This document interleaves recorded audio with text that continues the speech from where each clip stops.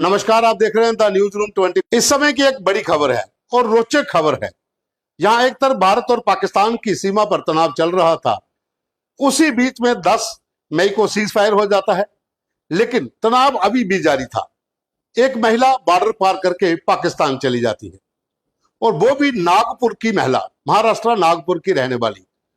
लगभग 2200 किलोमीटर का सफर तय कर सुनीता जामगाड़े, ये उस महिला का नाम है, ये नागपुर से कारगिल पहुंचती है और कारगिल से 10 से 12 किलोमीटर दूर हंडरमान एक गांव है, जिसे भूतों का गांव भी कहा जाता है। लेकिन टूरिस्ट प्लेस है, बहुत ज्यादा टूरिस्ट इस गांव में जाते हैं। बिल्कुल एलओसी से सटा हुआ ये गांव है। जब कारगिल वार हुई थी तो इस गांव में बहुत ज्यादा तबाही भी हुई थी। ये भूतों का गांव इसलिए कहते हैं कि अधिकांश वहां पर खंडर हैं, लेकिन टूरिस्ट उसी गांव में बहुत ज्यादा जाते हैं। सुनीता जामगाड़े नागपुर से कारगिल पहुंचती है, कारगिल से एलओसी से सटे इस गांव हंडरमान में जाती है और वहां पर 14 मई और 15 मई को अचानक गायब हो जाती है। और फिर खबर मिलती है कि वो एलओसी के पार करके पाकिस्तान चली गई है। जो सुरक्षा एजेंसियों के सूत्रों ने खबर दी है कि सुनीता जामगाड़े नागपुर से कारगिल, कारगिल से हंडरमान पहुंची और इस बारे में जानकारी तब पता चली 15 मई को, जब उस गांव में, जिस घर में वो किराए पर रह रही थी, वहां पर टूरिस्टों को किराए पे घर मिल जाते हैं, वहां पर उसने अपने माइनर बच्चे को छोड़ दिया था। और 15 तारीख को कारगिल पुलिस को और सेना को पता चला और लुकआउट नोटिस जारी किया। और आखिरी बार सुनीता को उस घर में या उसके आसपास जो लोग थे, जो टूरिस्ट थे, उन्होंने 14 मई दोपहर को देखा था। उसके बाद वो कहीं नहीं दिखी। वो माइनर बच्चे को उसी घर में छोड़ गई और उसके बाद लापता हो गई। फिर जो खबर आई कि वो एलओसी को पार करके पाकिस्तान चली गई है, ये एजेंसियों की खबर है, जो सूत्रों से जानकारी मिली है। सुनीता तलाकशुदा है, उसका डाइवोर्स हो चुका है और वो अपने पति से बच्चे को लेकर अलग रहती है। 2022 में उसका तलाक हुआ था। वो पाकिस्तान जाने के लिए पहले भी ट्राई कर चुकी है। जो सूत्रों से हमें जानकारी मिली है कि वो सबसे पहले अटारी पहुंची, वहां पर उसने बॉर्डर पार जाने के लिए बीएसएफ के लोगों को पूछा तो उन्हें शक हुआ। शक होने के बाद उससे पूछताछ हुई और फिर जब पता चला कि आखिर वो क्यों जाना चाहती है पाकिस्तान, तो एक व्हाट्सएप नंबर उसके मोबाइल पे था। वो वहां पर लगातार उनके टच में थी, लेकिन वहां पर तमाम एजेंसियों ने उससे पूछताछ की और उसको छोड़ दिया गया। लेकिन अचानक वो अभी, जब बॉर्डर पर तनाव चल रहा है, तो इस समय सुनीता जो है वो कारगिल पहुंच जाती है। कारगिल के जो आखिरी गांव है, जो बिल्कुल एलओसी से सटा हुआ है, वहां से वो एलओसी को पार कर पाकिस्तान चली जाती है।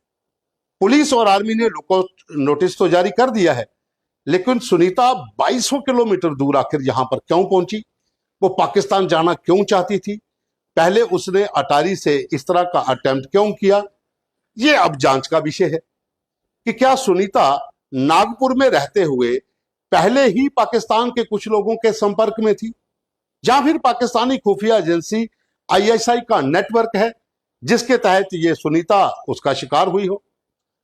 लेकिन ये बड़े सवाल हैं, इनकी जांच अब होगी।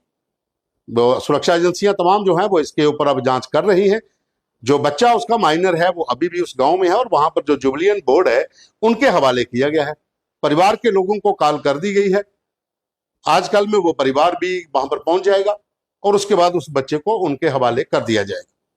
लेकिन सवाल कई उठ रहे हैं कि जहां एक तरफ बॉर्डर के ऊपर तनाव चल रहा था, तो 14-15 मई को सुनीता आखिर एलओसी पार करके पाकिस्तान कैसे चली गई? क्योंकि सब जानते हैं कि कारगिल का जो इलाका है, जो एलओसी से सटा हुआ है, बहुत बड़ी वहां पर एलओसी है और जगह जगह पर पोस्टें तो हैं ही, लेकिन फिर भी एक अकेली महिला वहां से निकल गई और पार चली गई, जो अभी तक की सूत्रों की जानकारी है। क्योंकि इस इलाके में पूरा उन्होंने सर्च कर लिया है, अभी सर्च और भी जारी है, लेकिन जो अभी जानकारी मिल रही है कि उसने एलओसी को पार कर लिया है, क्योंकि वो पाकिस्तान जाने की इच्छुक थी। इस बारे में पहले भी डिटेल जो है वो पता चल चुकी है, क्योंकि अमृतसर से वो पाकिस्तान जाने की फिराक में थी, वहां से नहीं जा पाई। अब जो, जैसा मैंने पहले कहा कि तमाम सवाल हैं जो खड़े हो रहे हैं, वो अब जांच का विषय है कि कहीं ये ट्रैप था, कहीं ये एजेंसीज के लिए काम करती थी, आईएसआई के लिए, या फिर वहां पर किसी के साथ उसका अफेयर चल रहा था और उसने ही उसको तरीका बताया होगा कि किस रास्ते से जाना है। क्योंकि आप रजौरी पुंछ एलओसी के रास्ते तो आप जा नहीं सकते, क्योंकि रजौरी पुंछ एलओसी के रास्ते एक बार पहले भी अटेम्प्ट हुआ था। वो भी महाराष्ट्र की रहने वाली कुछ लड़कियां थी दो, जो सीधी पुंछ पहुंच गई थी चकांदाबाग, और वहां पर वो दोनों पकड़ी गई थी जो बॉर्डर पार करने की फिराक में थी।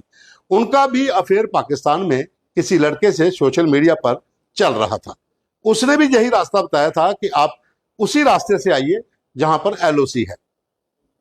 क्या सुनीता को उस पार से गाइड किया गया था कि जब भी तुमने पाकिस्तान आना है, अगर अटारी से नहीं आ सके तो आप दूसरे रास्ते से आइए?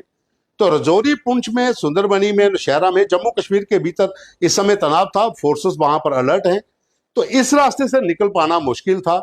तो शायद उसको जो गाइड किया गया था कि अब आप कारगिल का रास्ता चुनिए, कारगिल पहुंचिए और वहां से एलओसी को क्रॉस कर दीजिए, क्योंकि उस इलाके में तनाव नहीं था। तनाव ज्यादा इंटरनेशनल बॉर्डर और एलओसी के ऊपर था। अब सवाल यहां पर यह भी उठ रहे हैं कि इतनी कड़ी चौकसी के बीच एक महिला कैसे पार चली गई।